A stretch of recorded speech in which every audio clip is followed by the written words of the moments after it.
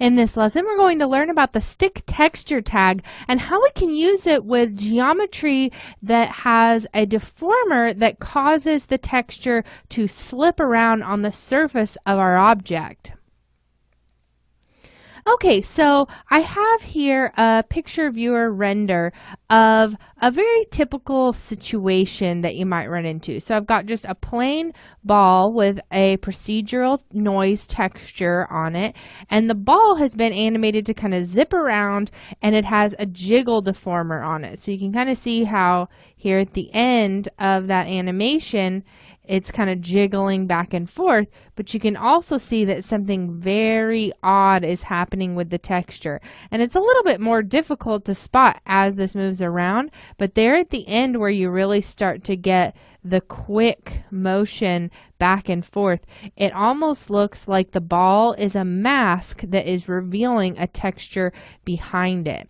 So we can use the stick texture tag to fix issues such as this one. So let's go ahead and take a look at our actual Cinema 4D project. You can see I just got a sphere with a jiggle deformer on it. The jiggle deformer is the one that I've noticed has the most trouble with this type of issue.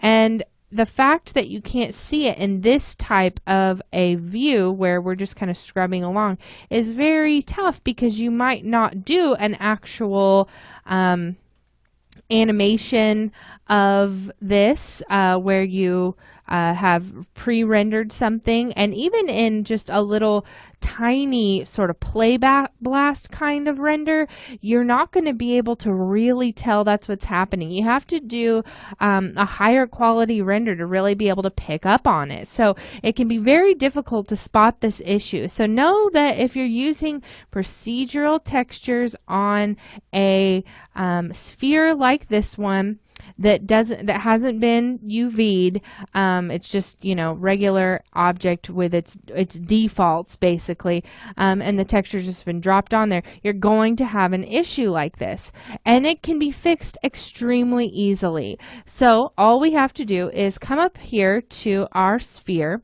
You want to select the object that has the texture with the issue. You'll go to tags, Cinema 4D tags, and come down and choose the stick texture tag.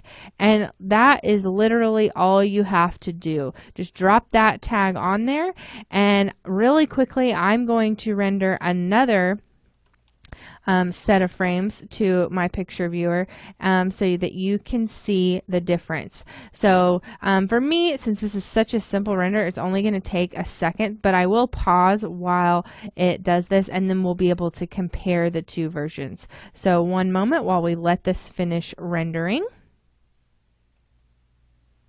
Okay, our render finished up. Let's go ahead and play back. And as you can see, that texture still looks just as good as it did before, but now it's sticking perfectly to the ball, and we're not getting any kind of that slipping and shifting over the surface.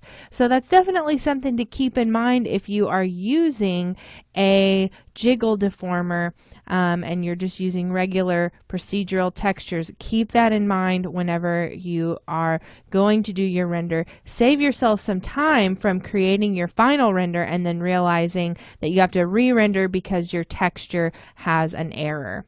Okay, so that is it for the stick texture tag. Stick around, and in the next lesson we're going to be talking about using 3D objects with 2D looking textures. So anytime you want to do some 2D styled motion graphics that have a very flat look, you can really quickly and easily texture these right inside of Cinema 4D, and then you still get those 3D deformations that are just kind of more difficult to get in a 2D compositing application. So stick around, and we'll be talking about how to texture those types of looks in our next lesson.